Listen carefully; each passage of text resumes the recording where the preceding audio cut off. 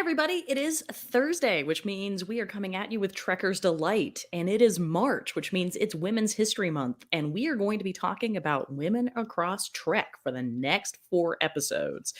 We're going to cover TOS, TNG, Voyager, and then New Trek, with everybody else sprinkled all the way across. Because obviously we can't fit everything into 4 hours.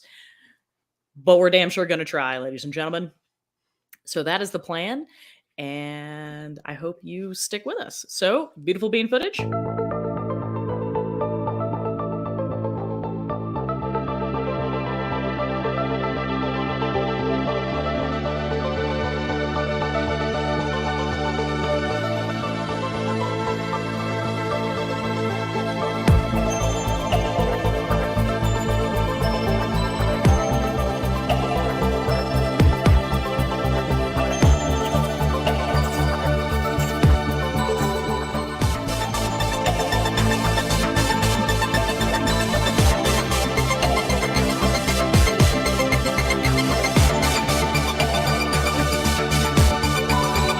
Every other vote.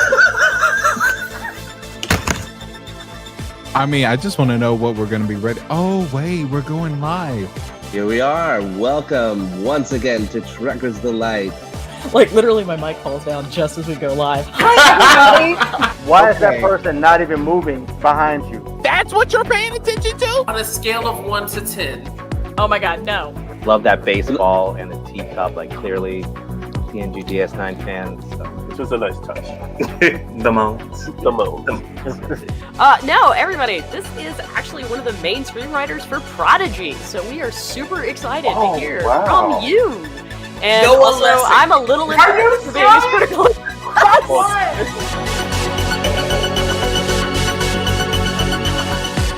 Man, I really love that intro. That is Hello. never not funny. So now that we have bean footaged, hi, I'm Marie Brownhill. I'm going to be walking us through and trying to moderate this motley crew. I am joined by William Wofford, Keith Shovlin, Jermaine Watson, and Jason McCammon as we have this in-depth look at the evolution of women in Star Trek. So let us start with TOS. Who are our big movers and shakers? Who do we have? Do we want to start like with the pilot episode or like just in general? Well, let's start generally, and then we can talk about the pilot episode, the not real pilot episode, as I like to call it. When I think about like TOS in general, as far as the women there that I remember the most, I think like in this order, like Uhura, Yeoman Ren, and Nurse Chapel. Well, Nurse Chapel, Major Barrett was in the first episode. Not Nurse Chapel. Well, the original the pilot. original episode. Right, in the cage. She was number 1 in the cage. That is a role that will eventually be reprised later in Strange New Worlds by Rebecca Romaine. Mystique. I would have liked to have seen her in a couple more episodes of being number 1. I would have been interested in that. But apparently Paramount didn't. Was it Paramount at the time? No, Yes, it wasn't. Right. No, not for the original pilot. That was still It's Desi. CBS, but they were filming on the Paramount lot. But, Keith's like, I need to look that up. Is she right? I may not be.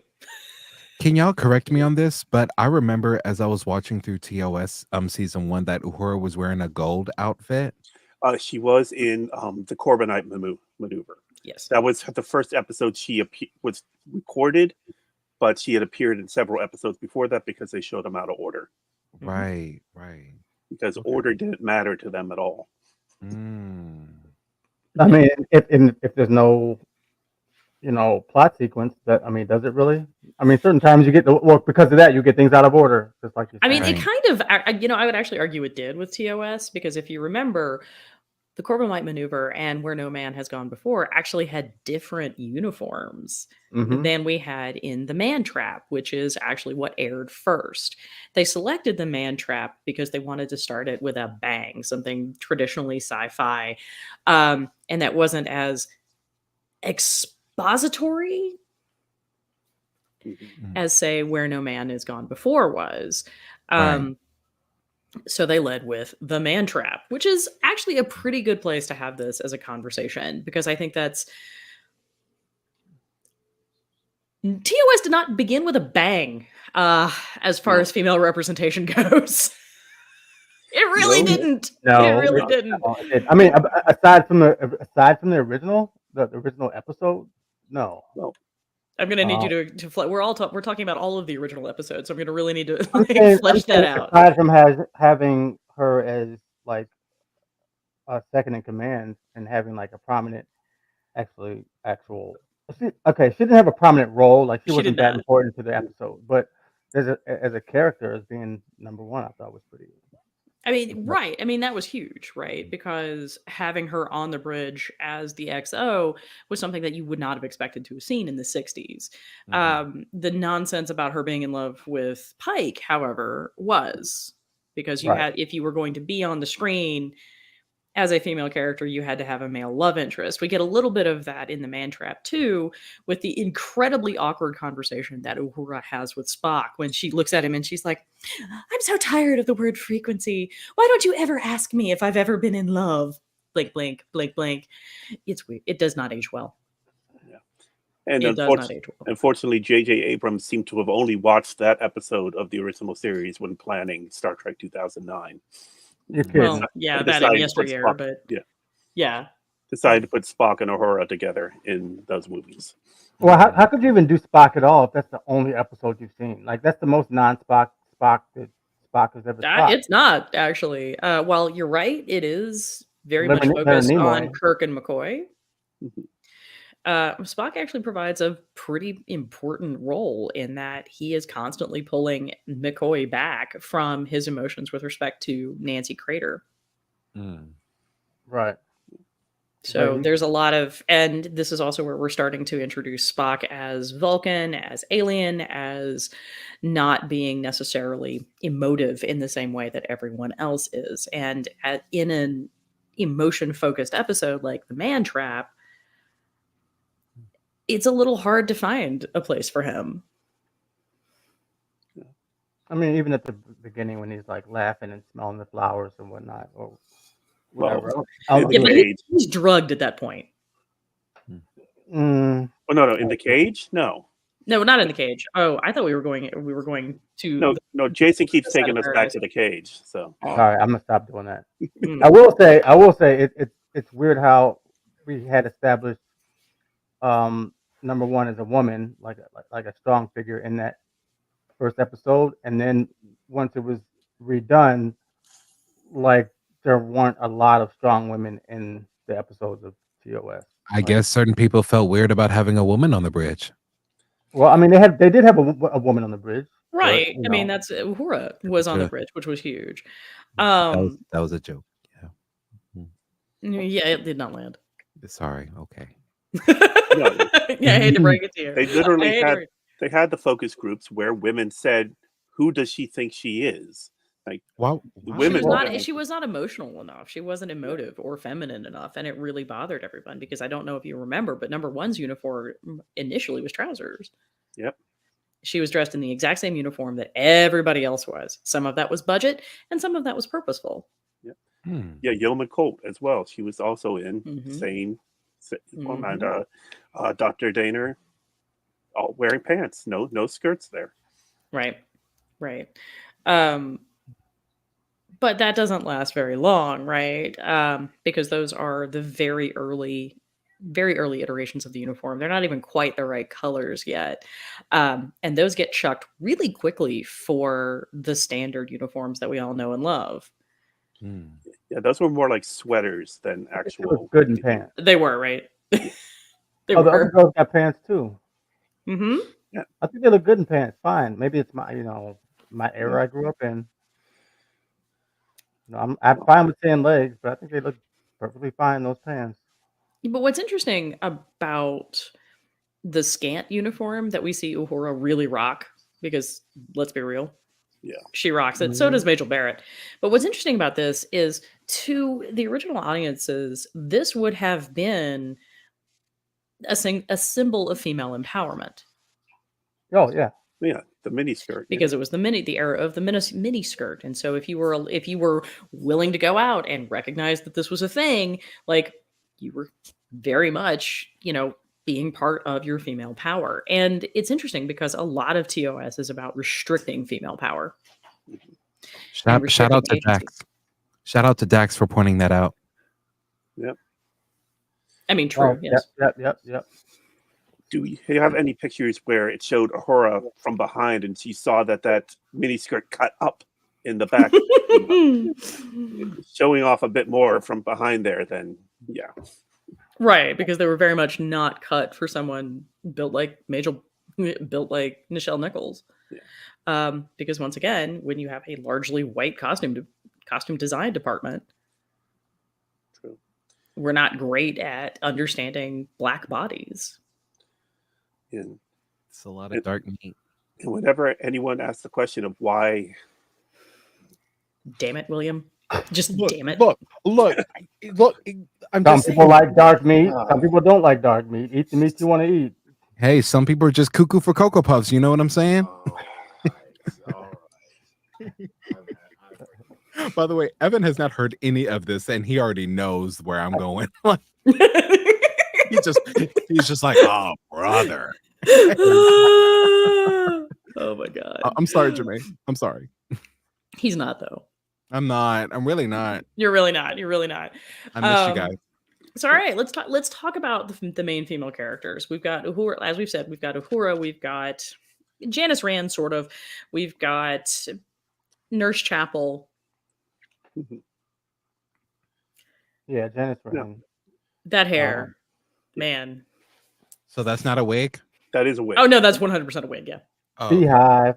Now we are led to believe that the reason they wore the mini skirts was because Grace Lee Whitney said that she wanted to be able to show off her legs, and she had said that in interviews. She had for years after she claimed that the uniform, the scant, was her decision.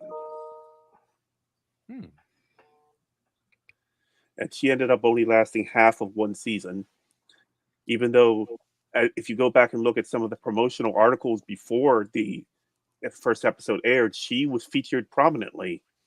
In fact, it billed her as the ship's executive officer, which she very much is not, because we get our famous triumvirates. So, but let's Sorry, talk about let's talk a little bit about what we're seeing in these female characters. Let's talk a little bit about Uhura, because Uhura is significant for a number of reasons. So somebody who's not me needs to talk now. Yeah, we just did a whole show on Uhura. I mean, everybody's just gonna be like, yeah. Well, in those early episodes, we saw her. We very barely saw her role as communications officer, but we did see in Charlie X, we saw her singing. I mean, obviously the comments to Spock in the Man Trap, and just some of that stuff. But then as the series went on, we did actually get to see that she was a very capable member of the crew, that she took over Navigator in one episode. She took command in an episode of the animated series. That Uhura was not there just because a token. Yes. Token. Well, although in that picture she does look like she doesn't know what's going on because she's playing Breakout, and somebody was like, "What?" Well, no, there is one picture of you have all of the crew, crew minus Sulu on the bridge, and Nichelle is posing, and everyone else is, basically as they would be, like looking at the controls, and Nichelle's got, standing off to the side posing. But yeah, for the most part, she was shown to be very capable in her role. We saw Spock tell her that when she had to do rewiring of the communication station. Right, which was huge. That was not something you would have seen. I mean, that wasn't something you would have seen women do. And then add on to that, how much of a boundary pusher it was to have a Black woman doing that and showing a Black woman as a competent figure. Now we have Celia Rose Gooding. Do we see significant differences between these two versions of the character? Yes. I mean, we see difference is because the idea of the version of the character and the capabilities of the version of the character has evolved over 30 years. I mean, she got a first name. She got a name, a first name, right? She got a family. She got a backstory. Right? Right? Family. It only took how many years? Although 56. she hasn't, I was gonna say she hasn't danced, but has she danced? Did she dance in that episode I don't like? Well, everybody danced in that episode. She danced in the Yes, Starship she did Five. dance she in that did dance. episode you don't like. Right. Subspace Rhapsody. But yes, they absolutely give her more screen time, give her more backstory. A backstory, period. Yeah, right. A backstory. They're also much clearer about her qualifications. Right. Well, she Well- is a linguist, and something that they started. Well, it started with when they introduced Hoshi and Enterprise, and then when they came with the new movies, in 2009, she was a xenolinguistics major, and it actually made sense. And Now, I was And gonna so they say, carried that on, right? Because that was Yeah. very much an Abrams thing. I was gonna say, now does it, after they have the UT, right? Is that position necessary? But it obviously is, because you have Uhura and was it her and Scotty? Not Scotty, her and Chekhov sitting there trying to talk Klingon. that was At her, one Scotty, and Chekhov. It was Yeah. everybody. I mean, they're literally It got was- their dictionaries out and they're trying to. In the kind of scene a- in the show, Nichols absolutely hated because she said, "I would have known the damn Klingon." Yes, Right? you would have. It was kind of it was supposed to be comical, but it was kind of a buffoonery of the scene. It's kind of Yeah. like, come on. And And she the didn't fact like that it to see passed, them. even in screen, in movie, on script, the fact that passed through the Klingons, and they're just like, oh yeah, go ahead. You I don't know, sound right? you don't sound like a Terran idiot right now. And they're just like, they let that pass. That was Well, they did Remind make it me, seem was like, that even Okuda's version of Klingon at that point, or Yeah, it was was. was Yeah, that it was. still no. because Jimmy Doohan did a lot of linguistic development for the various races in Star Trek. Yes. You're blocking this TV screen, dude, with your hand. William. Well, I think it's like that scene was really, really funny because I agree. I kind of didn't understand why. I guess it was just like it was a kind of foolery type scene, but in a way, it kind of reminded me of like the first episode of Enterprise when Hoshi tried to, do Klingon, and that kind of tied it a little bit for me because it's just like they were not, Klingons and Federation. Well, that wasn't even the Federation back then anyway. But like they weren't buddies enough to probably understand language. In fact, there was a 100-year gap even when Discovery came along, right? No, So- but Hoshi was more like, if you think of as a mathematician looking at a math problem, trying to figure it out, but she knows how to do math, but she's trying to figure out this new math problem. These guys are just throwing numbers on the floor and trying to rearrange them, like, oh, does this work? Does this work? I mean, You know what I mean? Hoshi, and I am a vocal fan of Hoshi Sato, and I think she got a raw So am I. deal So am I. because Hoshi was not only just trying to do math, she was trying to do math with a cantaloupe, a kiwi, and a watermelon. Right. Because she's literally trying to translate a language, vocalizations from a species they'd never encountered before. And there's an assumption that there would be certain commonalities, but that's not in concepts, but that's not necessarily true. There didn't have to be, because we're talking about a completely different species from a completely different planet. And especially when she's there in the room trying to decide In real time, in guys. real time, get the guy saying, and he's most definitely concussed and saying crazy things like stinky boots or whatever. Right? I mean, Hoshi gets played for laughs, and I get really frustrated with it because there's such what she's trying to do is almost impossible.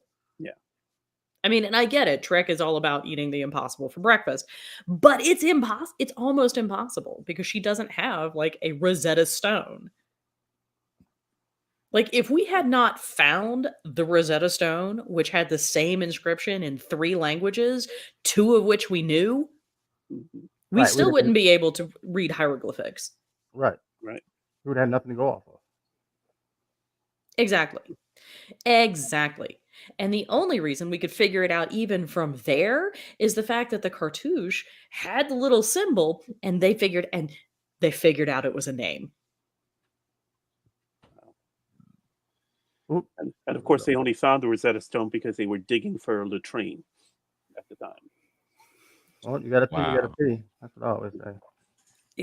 That's actually a factoid I didn't know. So well done, Keith. I did not know that. Well, you know Well where I done. work. I know stuff. I mean, right. You don't drink and you know things. What is it? He knows shit. Right. And he should be allowed to share that shit with us. Yes. So we can all be better. Yes. Oh god. But yeah, all right. So we've talked a little bit. So we've talked about Uhura, and we're at 20 minutes in. So I do want to talk about Janice Rand, and I want to talk a little bit about Nurse Chapel. Let's talk about Janice Rand for a second, because you're right. She did only last a season or half a season. Half a season. Right. And unfortunately, Grace Lee Whitney had to leave the show under inauspicious circumstances. She came back for the movie. She did. Barely. I'm so glad. I mean, and then she made like a cameo appearance in another film.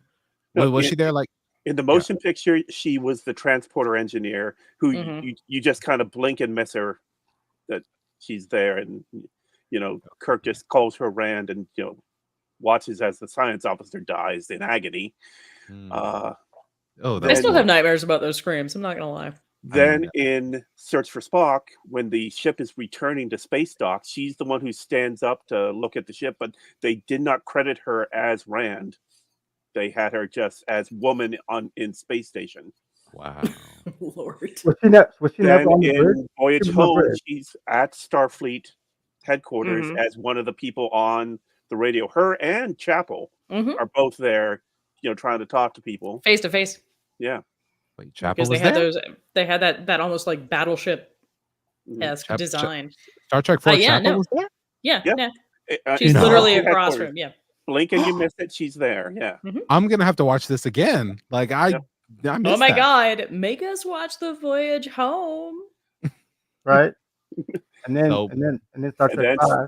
then we finally get her officially on screen in Star Trek 6: The Undiscovered Country as the communications officer on the Excelsior under Captain Sulu. That's where I really remember her, is on the bridge. Well, what's great about that is not only did we get, there she is in Star Trek 3, Search for Spock, Mm-hmm. but what's great is we got her back for Star Trek 6, and then for the 30th anniversary, getting her for that episode of Voyager, bringing her back and giving her much more than... What episode of Voyager was she on? The Flashpoint, not Flashpoint, Flashback.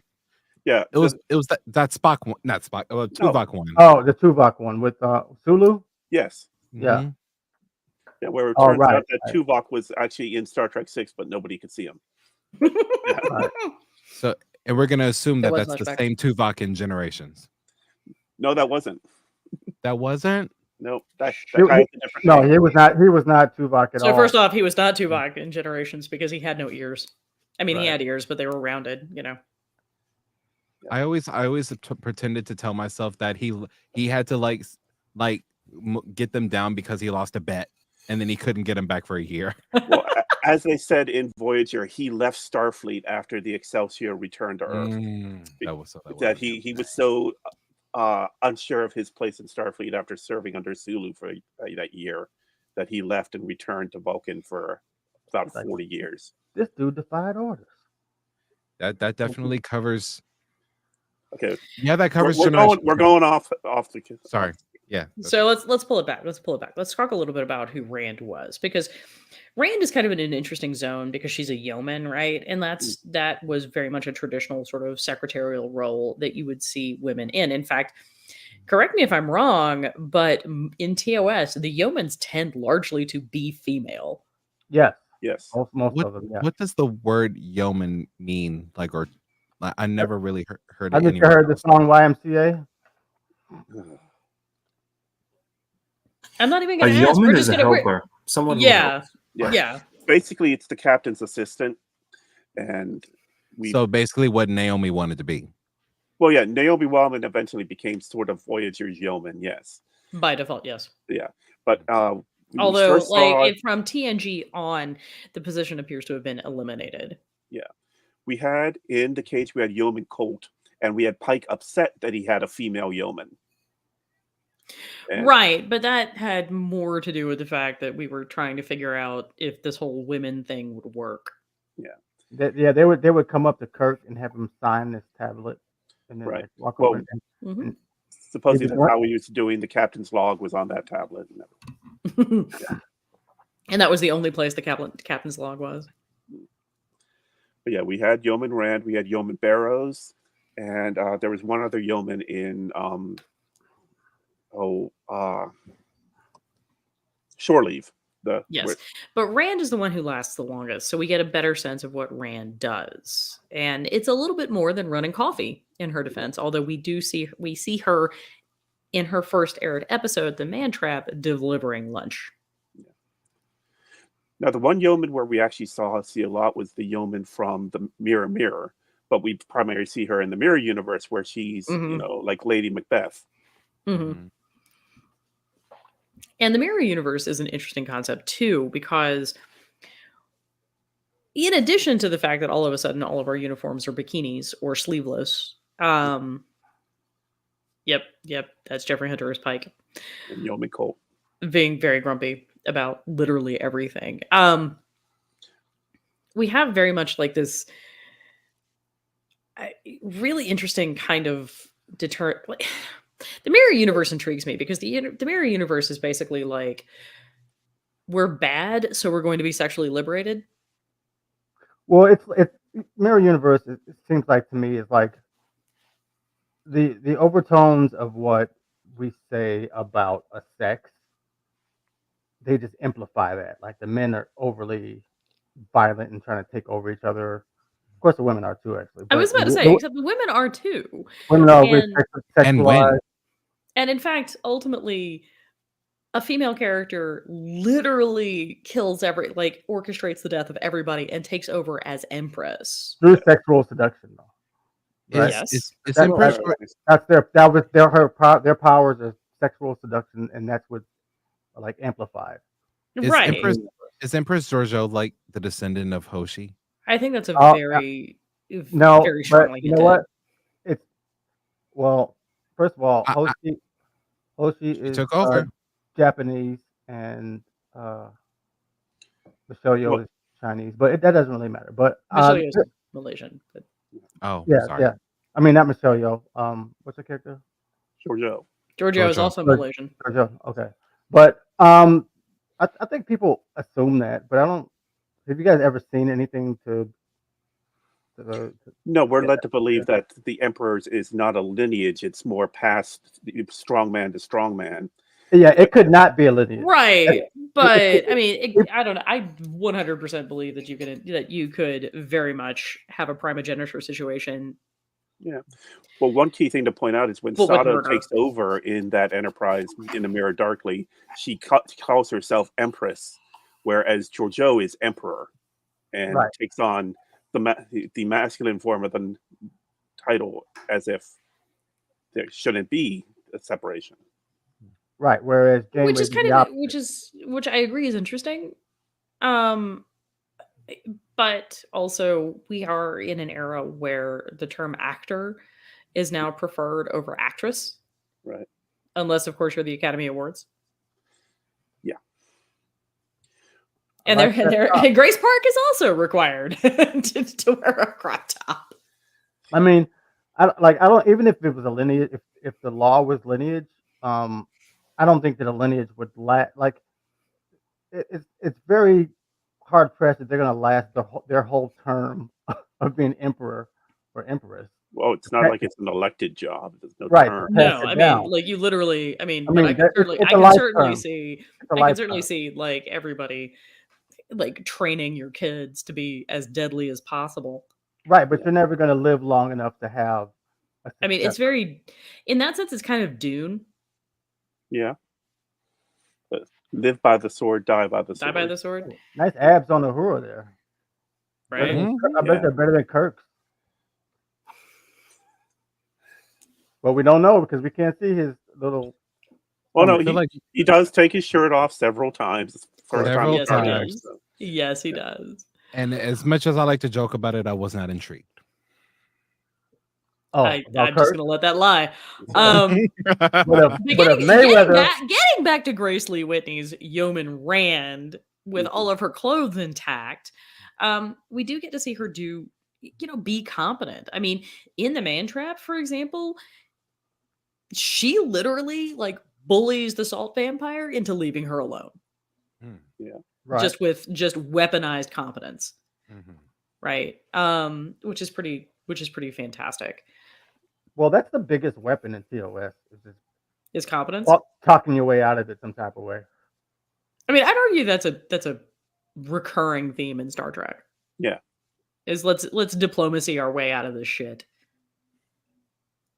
And when that doesn't work, that's what photon torpedoes are for. At least So definitely up through 90s Trek. I know New Trek there's been attempts, but it's sometimes yeah, there's that. But we'll get there. Right. All right.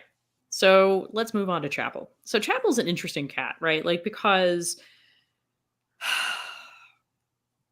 obviously she starts out, this is Majel Barrett's second role in Star Trek, and number one didn't work out.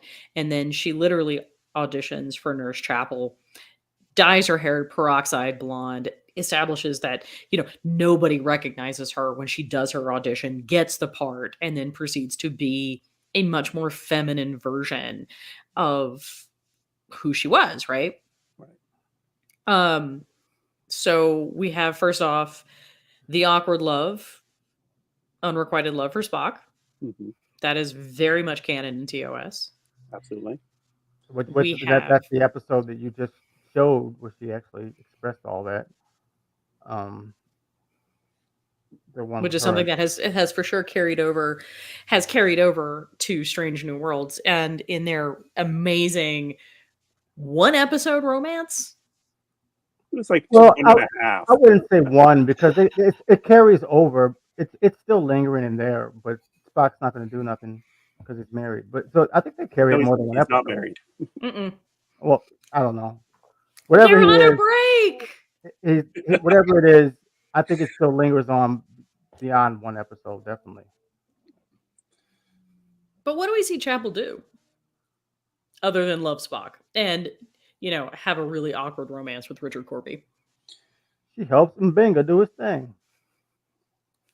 I mean, okay. We see her basically as the expectation of what a nurse is supposed to be, assist the doctor. And so right now we're specifically, I'm sorry. So right now we're specifically talking about TOS, right? Yeah. Okay.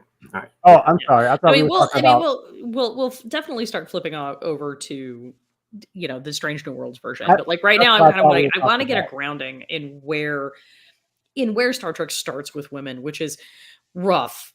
Yeah. No, but it's great for the 60s. Yeah. For the time, it was, which is huge. Yeah.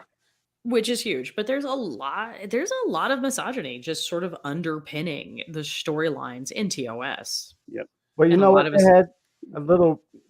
You can tell. I'm not saying there was a lot of respect for women, but you can tell there's a little more respect because there's no Vaseline on the camera all the time when they show her, which there are a lot of women in Star Trek.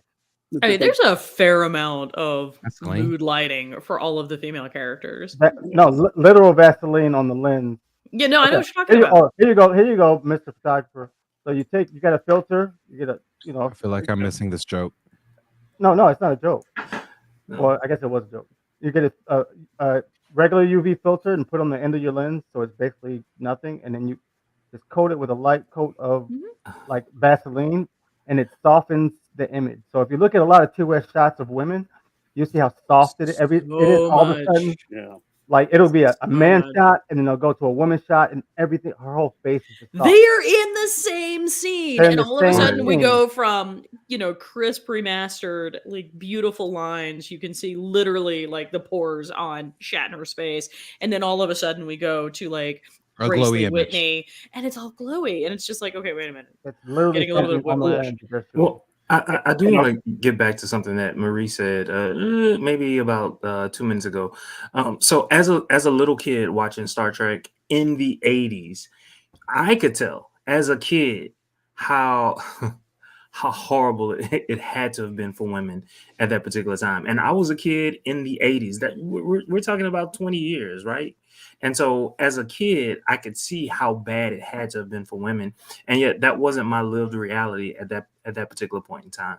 And so I have to imagine that if someone were living in the 60s, even they could pick up on it. So flesh that out a little bit, Jermaine. Like, what was it that like really sort of clued you in? Ooh, I will say this, not so much how characters talked to, let's say, Uhura, but other women, especially like if they were an alien or whatever, and characters would specifically say, that's not for a woman, or no, you don't do that, I'll do this, or the the infamous slap. just that alone, Oh as my a God, kid, Janice Lester, watching those things, it was disturbing. right? Right? I don't remember that emotion as a child. I don't think I really noticed. We can all agree Turnabout Intruder is an absolutely horrid episode Well, even Sean by Connery any said, standard. Sean Connery's like, well, sometimes you gotta slap them, you know. I don't know. Even Sean Connery said that. It was just like, okay, wow, this is how Yeah, that's a no. people thought, you know. That nope. Mm-mm. Nope. That's a hard no. Pass. But but everything, it was written by men, written by white men, and so Not all I of mean, them. we are literally start talking about a and series. not all of them. You're right. It's DC Fontana. DC Fontana. Yeah. DC Fontana. But even then, I mean, there's some real conversations that we need to have about Edith Keeler as a character. Yeah, Yeah. she isn't really. A character. She's not really a person, No. She's right? just there. She's an ideal, and she's idealized by Kirk, and she exists to be a sacrifice. And Edith Keeler must die still continues to be one of the best lines ever spoken on TV, just because of how perfectly Leonard Nimoy delivered it. But Right. yeah, Right. And we're talking about a series that had Miri, right? Where, as Keith pointed out, take it away. yeah, you had literally had, as these girls grew up into women, they became monsters. Now, it was true of all people, but we only saw it in a girl that turned 16 Mhm. is now a monster, and now Miri is becoming a monster. Even though I'm blanking on the boy's name. The actor is much older than he's playing, but yeah, they still, the idea of women as they grow up and age, how dare they?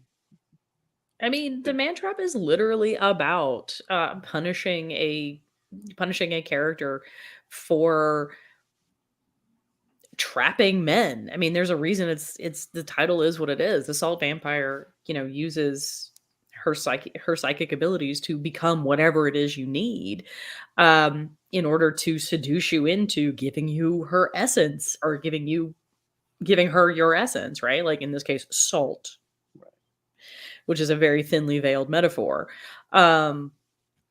Very thinly veiled. Yeah, it's amazing they didn't just call her the succubus. Right, That was because right that's there. because that was all about it, right? Like, Yeah. and it's not an accident that her real form was something that was grotesque and horrible.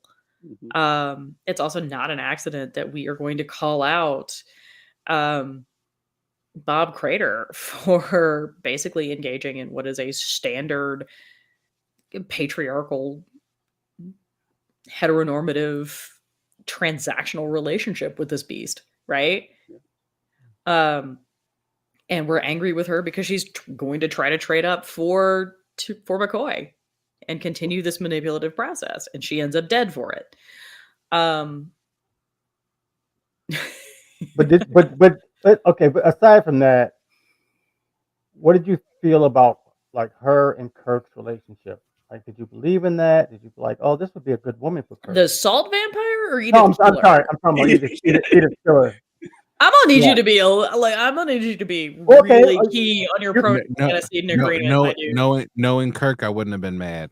You could give your opinion with the Salt Vampire too. That's fine. I mean, except she Open never had a source. relationship with Kirk. She Right. was going to eat Kirk, but she was Yeah. going to hook herself to McCoy. Yeah, there was no future there. None. And there was no future with Edith Keeler either, because Edith Keeler's not a person. Right. We And didn't say and Nikki's not not a a person, like What do you mean? She's not, I mean, she's not a three-dimensional character. No, she's not. She's made specifically. for She this is Well, episode. she is meant to be a virtuous woman. Like, that's what it is. She's supposed to be nurturing, she's supposed to be kind, she's supposed to be caring. And I don't think it's accidental in the 60s that this kind, nurturing woman is what brings down the only positive future we see. Right. To It's allow the her Nazi- survival, guys. Her survival Maybe it is is. what causes the entire history of the Federation to unravel. because of Edith Keeler, the Nazis win. Right. The because butterfly effect. because she is literally the source of a pacifist movement, and there's this whole sort of conversation to be had about, whether pacifism was necessary, would it have worked, blah blah blah blah blah. But there's a reason that character's female, right? Because if you had tried to put a man in the Edith Keeler role, even taking out the romance component, would it have been believable? No. Well, the only comparison to that is Deep Space Nine. When they go back in time to the 90s, which is, somebody's going to say it right now. You mean the Sarah Silverman episodes? No, Deep Space Nine. Not Oh, I'm Deep sorry. Space You was said Voyager. that was Voyager, When right? when Cisco plays, what's his character? The guy who dies. Gabriel. Bell. Gabriel Yeah. Bell. So that's the only comparison Bell we have. riots. That situation with one was a man, one was a woman, right? No. No, that's not at all. That's not at all what it was, because we already knew that Gabriel Bell, we knew there was going to be this violent conflict, and Gabriel Bell was involved in the violent conflict, and that was You never really literally saw him. You never saw him really.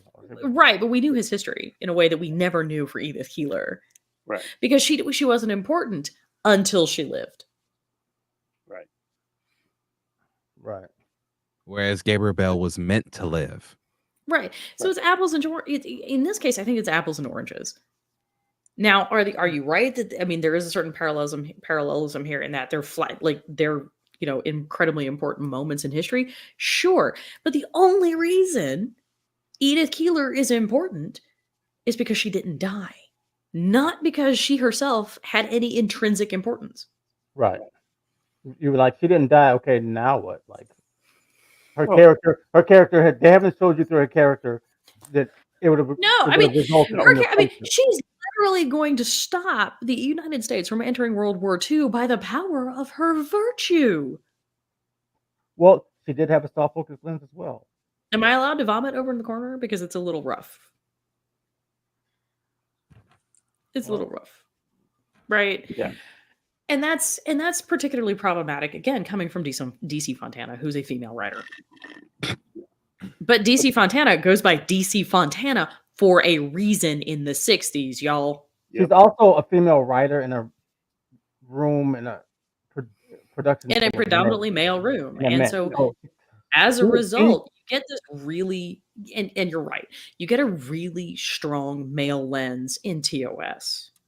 Again, she is. So DC Fontana is Benjamin Sisko writing his stories, trying to write his stories of black men. You mean Right. Benny Russell? Yeah. I'd argue Benny Russell does a better job. Well, Benny Russell stands by his guns. But then we get accidentally good female representation, right? And I'm thinking here of the Cloudminders. Ah, okay. Brie, you're frozen again. I know, and it's a really fantastic look on my face to get frozen by. Let's be real. Like, for real. I know, it happens every time. But anyway, so let's talk about the Cloudminders for a second. And I say this is accidental because we start with this incredibly statuesque character that Spock literally introduces, like literally makes the comment of, "I've never met a work of art before." Right. And then we go through the events of the Cloudminders, right? I mean, look at these outfits, y'all. Like, I mean, they're pretty Yeah. legit. So fuck his wife though, right? Or his wife to be. No, No, I'm still. saying he's never never met a work of art before. right. Yeah, I don't even know where that was going. I'm just gonna let No, that go. Fuck the Jason, king. you got to remember, nothing from one episode to the other, nothing happened. Whatever happened in the previous episode does not matter in the next episode of the original series. Mm-mm. I'm just saying. Not in the slightest. I know. But the Cloudminders ends up with that work of art getting together with the female leader of the revolution down below to unfuck the situation. Right. I mean, yes, we had to have, the Starfleet men come in and fix things, but they're the ones who started. So it's almost like the Disney princess situation where it's really the women doing the work, but the man gets some of the credit. Right, but that's still a tremendous move for a 60s era TV show. Like, Yes. there are these really great moments, like the Gamesters of Triskelion. Like, we have that remarkably competent female warrior character. Mhm. Also, I'm amazed that we have these episodes. So, like, well done, Jermaine. Despite her ridiculous outfit, like, she is nothing but competent. Angelica Prettyjean. Trying to remember her character's name. Yeah, I'm blanking on it. But we see these glimmers, right? We see these glimmers of like positive female representation. But what even fascinates me more, since we've got about 10 minutes or so before we wrap up, is how important women have been to the creation and continuance of Star Trek. Right? We would not have Star Trek except for Lucille Ball. And everybody's like, oh, we're mentioning Lucy. Keith's the one who reminded me to talk about her. But she's the one who greenlit it. She's the one who found the funding. Mm-hmm. For the first pilot or the second pilot? Both. Both. In fact, she's the one that said, let them do it again. She's the one that said, let them try again. What was her like take on it? Like, what convinced her to like go through with it? Like, she thought it was a good story. She thought that Star Trek would be able to run in syndication, and in her mind, her business mind, this is an excellent way to make money, because remember, I Love Lucy was the first show in history to basically ask for money from syndication. So meaning Gene Roddenberry, was just like, hey, we can make money off of syndication. And so she was like, you mean Desilu can make money off of, yeah, let's get it. Right. I mean, which was huge. And we would not have Star Trek but for that. Yeah. And what ended up being really interesting about Star Trek is that during its original run, the fan base was largely female. Yeah. Was not male. So anybody who talks about how women don't belong in Star Trek fandom can sit down and shut up forever. Because that's not true. Yeah, Joe Trimble will send you thousands of letters that you can paper cut yourself till you're gone. Until you die. Yes. Yeah. Right? So, but Joe Trimble is in fact the individual who started the letter writing campaign that actually got us season 3, because obviously it was going to it was getting canceled. We knew it was getting canceled. That's why Operation Annihilate's kind of a thing. No, Gary 7, the Gary 7 episode. Yes, Assignment Earth. Assignment Earth, yes. Because Operation Annihilate is season 1. Assignment Earth with its own very troubling depictions of women. The cat. God. ISIS, yeah. Deep breath. Anyway, right. So she mobilized this largely female fandom to send letters to the executive of the network saying, hey, we want another season. We want another season. So every single subsequent effort to renew a show like that has its roots here in Star Trek and in the original series. During its run, women were having Tupperware parties and inviting the Star Trek stars to show up. And they would just chill at these Tupperware parties. Basically, that's what led to the conventions, which Yep. everything we have of science fiction conventions, Comic-Cons today, came from those early Star Trek conventions, which started Right. as Tupperware parties.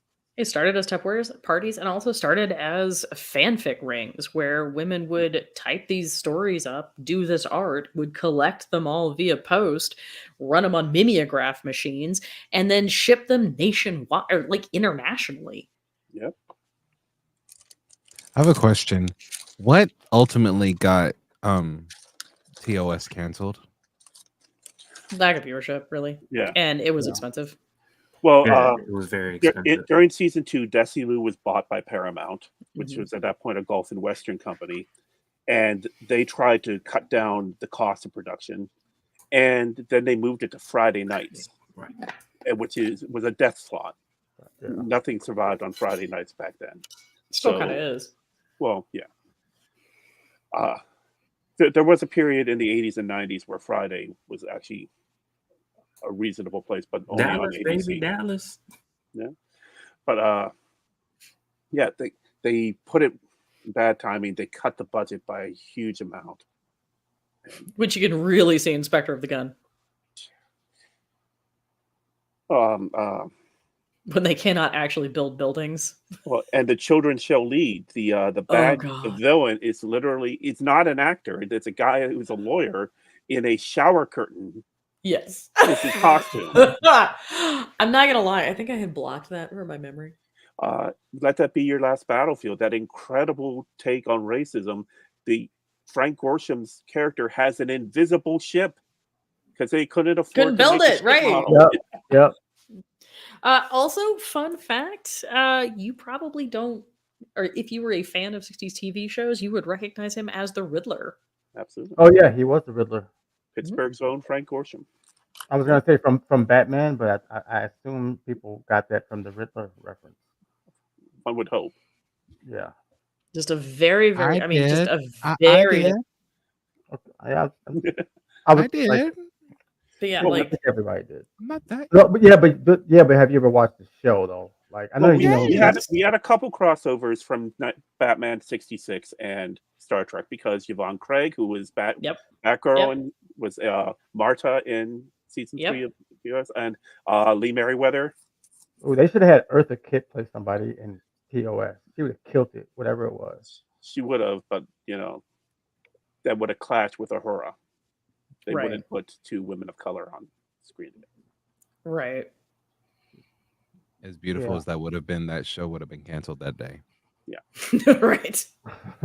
Right. Now, I will Like have to say, the entire South would have set itself on fire. to take this quick- even a step farther back, before even Lucille Ball, who is considered the founder of science fiction? Mary Shelley. Mary Shelley, Frankenstein, the modern Prometheus. Yep. So the very birth of science fiction is a woman's imagination. Right. Wow.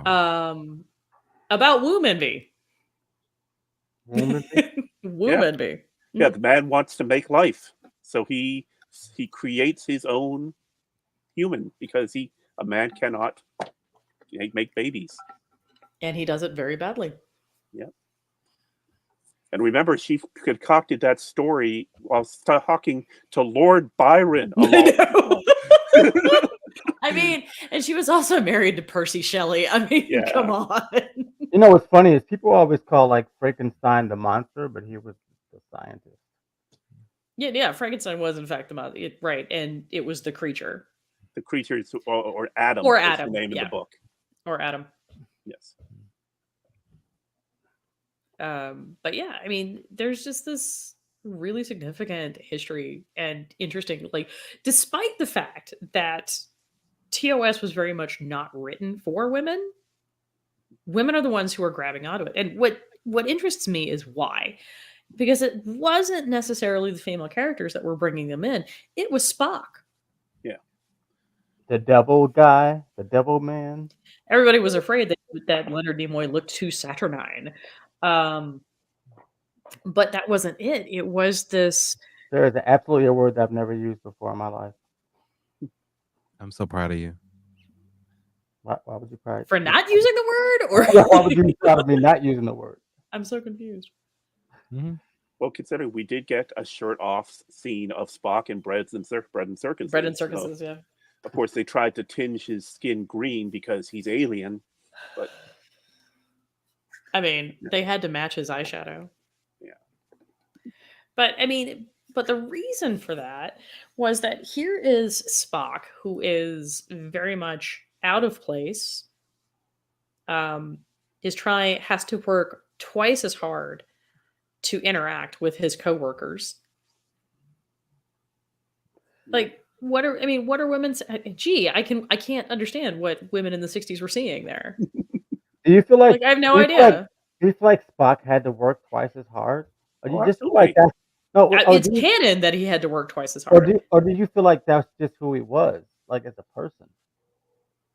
Well, It's kind of canon that he had to work twice as hard, Jason. Like yesteryear, Okay. green-blooded hobgoblin. I mean, you right? can't. I mean, he was dealing with a lot of issues of being biracial. Have you Yes. watched the Galileo 7? I mean, when Oh, God. McCoy is checking on him constantly, like double, And I love that episode. I really love that episode. Because Spock, I mean, it is such a perfect microcosm of what that was, right? Like, because Yeah. Spock is constantly being belittled by McCoy and attacked by the other characters because he's different, because he's culturally different, he's physically different. And he just doesn't fit, and they're not making any accommodations for that, and they're not accepting of it. Like, it is the most racist I think we ever see McCoy So or speciesist. why do you think? I know we're moving away from women here, but why do you think Spock chose? Why did Spock choose to go to the Federation? I mean, he didn't fit on Vulcan either. well, as they showed, the one really great scene from Star Trek 2009 was you had Spock in front Live of the long Infinity and Sword. prosper. Yeah, the first time "Live Long and Prosper" sounded like "fuck you," Mhm. but it basically said we will admit you despite your Human mother. disability. Ability, yes. Yeah, My disability, your human mother. That's the whole thing of this Vulcans having one emotion, and that's asshole. You're not I wrong mean, though. Not wrong, I mean, not it's wrong. no different. It's You're no not different wrong. than me. It's no different than me telling you, bless your heart. Bless your heart, boo, and walk on. Oh, But yeah, that's the one. That's like Bless your heart. that's That not- was a that's like choice. gripe with Vulcans in the Trek universe. Is that they're just Jermaine. assholes. Most of them. Right. Jermaine. And so Spock, I mean, so Spock is really just sort of this perfectly situated character to apply. I mean, basically to appeal to anybody that felt disenfranchised, be it women, be it gay people, be it biracial people, be it black people. I mean, whoever who Ugly- felt ugly people? disenfranchised. And we also see he's a musician, that he likes poetry, that he is very in touch with his self. And this is very appealing to certain people, whereas other people would probably not even pay him any attention. And it's fascinating that this is what fandom kind of sunk their claws into. I bet you Shatner loved that. What? I bet you Shatner loved that. I Sometimes- mean, yeah, no, that went over like a lead balloon. Well, Well, just remember what they did to promote the show, having Shatner and Nimoy put out albums. And Shatner was costuming Rocket Man. Have you Wait a guys minute, heard? that was real? I thought that was a joke. real. No, No, that that was real, was 100% real. Yeah, Oh my you guys God. heard? that happened. The tale of Bilbo Baggins. Bilbo Baggins. That's, Yeah. that's what I was going to say. Bilbo Baggins. Stop. Stop. William, you never heard Bilbo Baggins? No, And that listen, video I've seen, is fantastic. I've Okay, seen you covers. have to close seen out the show covers. with Bilbo Baggins. I Is got that it. No, we copyright? don't. No, we Is that don't. I copyright? am No, not I'm going to not. be re-traumatized. No, Thank you. no. No. I have seen covers, and I thought it was like fan made jokester, No. teasing the Kirk Spock bromance thing. No, Like, no. oh my Nope, god, that is a thing. No, That is a I thing that have happened, learned so and much. I refuse to go to bed tonight thinking about that because I will have I'm nightmares. sorry. I'm sorry. So we are running into our last minute. So have just a PTSD now. reminder, we are going to be talking about representation throughout the next 3 episodes. So next week we're going to talk about women in TNG and other sort of 90s era Trek. Then we're going to move to Voyager specifically because there's so much Janeway to talk about. Oh my gosh, so much Janeway. And then we will end with New Trek and talk about what we're seeing in modern takes on some of these older characters and also new characters going forward. Yeah. So I hope you enjoyed this, and I certainly hope you decide to join us again. And we will see you same bat time, same bat channel next week. Bean footage. All right. Wait, Jason, on a scale of 1 to 10, how serious are you being right now? I gotta know. I'm serious, dude. You got Like 10 out of I'm 10 100% serious, or picking on Michael serious? Which one? There is no temperature in space. It's not cold. Yes, there it is. What are you serious? Okay, wait. Who is? Somebody's doing Oh dear God! It just It's got because you better. said his name. Welcome to the party, Michael. No, that is not how we're going to end the episode No. because Keith No. actually has like a legitimate news update. He knows shit, and we should possibly like convey that knowledge. That's to my other favorite people. line. He knows shit. It's just like a black and red mound. It's like, Why are you describing yourself? what the hell? Hello from Hey, Virgil. Hey, Hey, Virgil. welcome. Hello, Virgil. Welcome. Who are you? Who?